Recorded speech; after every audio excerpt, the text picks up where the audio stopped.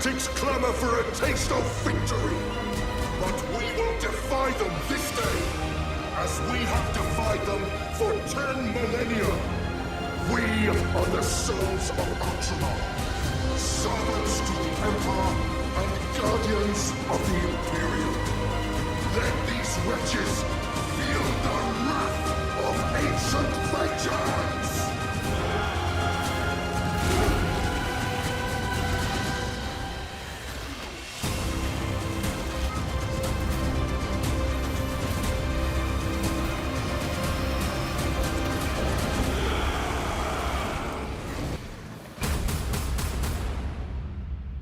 In the grim darkness of the far future, there is only war.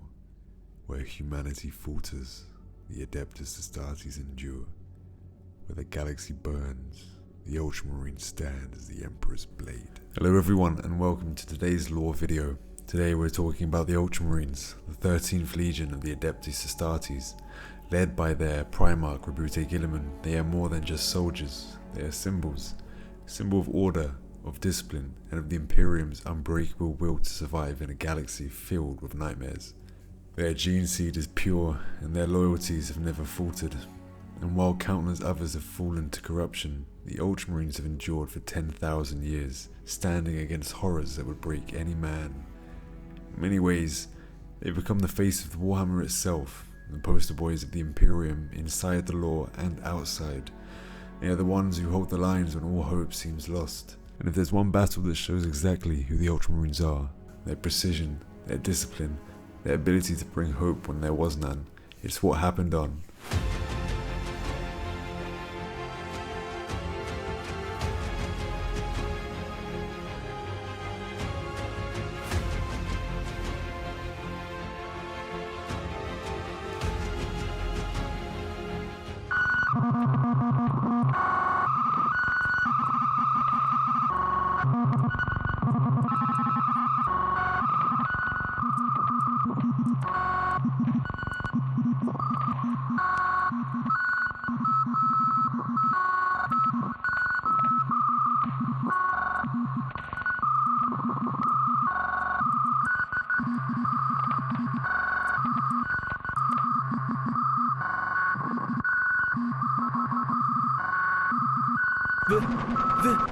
They're breaching the trench!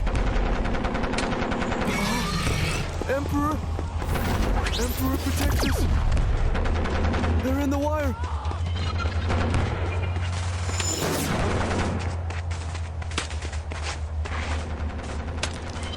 No! No, get it off him! It's on his face! Oh! He's still screaming, he's still... being overrun! They're everywhere! Second off them! Command, do you hear me? We need evac, we need... They're coming out of the goddamn bridge! I'm out! I need a truck back, where's my back? Forget it! Just run! Throne! I see them! So many legs! They're crawling over the bodies! Over Davik. He's still twitching. Back! Back, you see no film!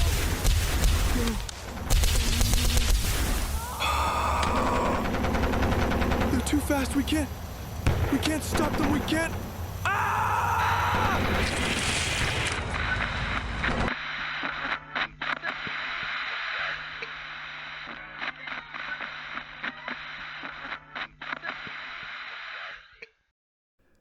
Unlike many in the Imperium, the Ultramarines value human life. Under Roboute Guilliman's vision, they fight not only to destroy the enemies of mankind, but to preserve what can still be saved. They believe in a better Imperium, one worth protecting. You want to know what happened on Calvaris Prime? We were already dead. Third week without reinforcements. Rations, gone. Ammo, barely enough to make the last round count. The sky, it was black, with spores, ash. The Tyranids kept coming, wave after wave. I watched men I called brothers torn apart, screaming, praying. Some cursed the Emperor, some just went silent. We held the line, not because we thought we'd win, but because dying on your feet meant more than running. And then, we heard it. That thunder, not from them. From above, blue giants, descending in fire and fury, the Ultramarines. I remember one of them, helmet off, blood on his face, calm, like a saint. He looked at us, broken, beaten, and he said, "You've held. That is enough. We fight now, together." I saw him charge into the swarm. His blade sang. His bolter roared. A living weapon of the Emperor. And for the first time in weeks, I believed we might live. I don't know why they came. We were just guardsmen, nameless, spent. But they came. They fought with us. That day, we were not abandoned. That day, the angels of death answered.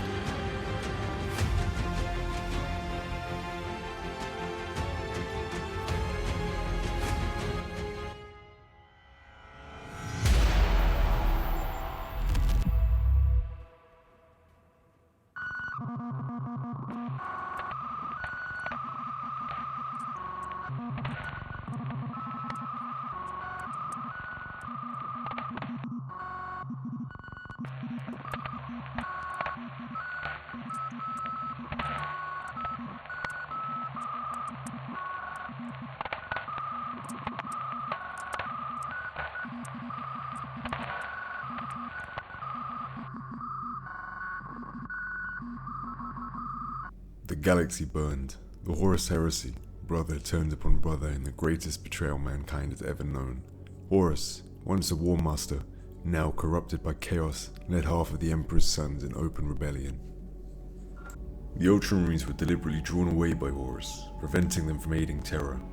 Isolated from the wider war, Guilliman focused on protecting Ultramar and his 500 worlds from collapse. Believing the Imperium might have fallen, he briefly established Imperium Secundus, a second Imperium to safeguard humanity, before ultimately reaffirming loyalty to the Emperor when contact was restored. Roboute Guilliman was a master strategist and builder, forging Ultramar into a model of order and prosperity. Among his brothers, he was respected for his discipline and leadership, but lacked the personal influence to command them as Horus once did. Though some believed he could have been War Master, Guilliman remained focused on duty. During the heresy, isolated from Terra, he defended Ultramar against betrayal, preserving the realm while the Imperium burned around him. But even Guilliman's foresight could not prevent all treachery. His brother, Lorgar, led the World Bearers in a carefully planned betrayal. The Ultramarines had been ordered to muster at Calth for what was presented as a joint campaign, but in truth, the World Bearers had already fallen to chaos. Under the guise of cooperation, they infected Calth's orbital defense systems with corrupted scrap code. The treachery began in full when the World Bearer's flagship deliberately rammed the orbital docks at sublight speed, crippling Calth's defense and plunging the system into chaos. Massive orbital battles followed, while ground assaults raged across the planet's surface. Forced into the subterranean arcologies to escape the spreading radiation, the people of Calth would never fully reclaim their world.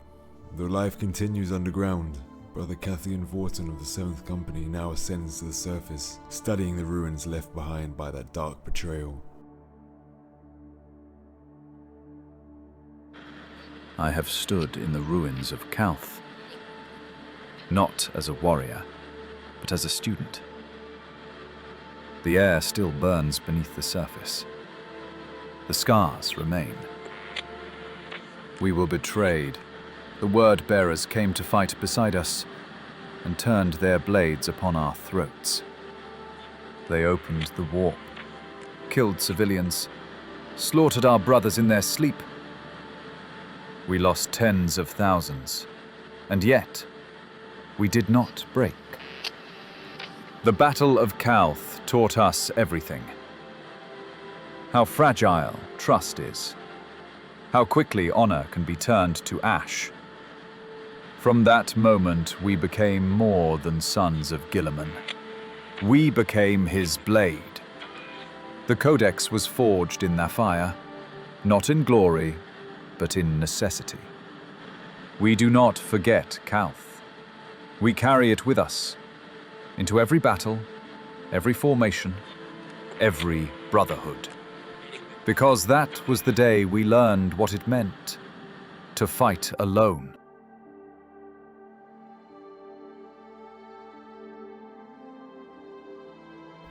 After the treachery at XIII, Roboute Guilliman and the Ultramarines were left wounded, but not broken. The Runestorm, a massive warp storm conjured by the Wordbearers, severed Ultramar from the wider Imperium, leaving them cut off from Terra and able to assist in the defense of the Throne World.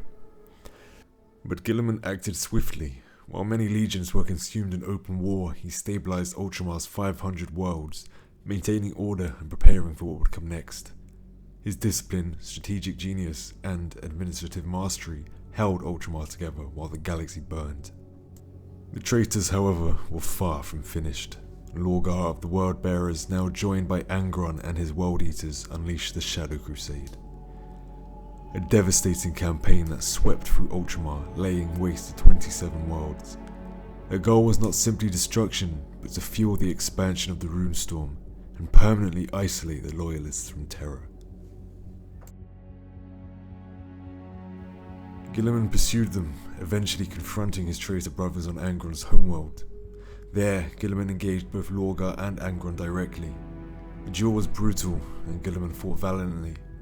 But as Angron ascended into a Demon Prince of Khorne, Guilliman was forced to withdraw, heavily wounded, but alive. With no clear path to Terra, and no certainty that the Emperor is still alive, Guilliman established Imperium Secundus, a second Imperium intended to preserve humanity in case the worst had come to pass. He was joined by Sanguinius of the Blood Angels and Lionel Johnson of the Dark Angels. Together, they formed a fragile ruling triumvirate, with Sanguinius named as regent.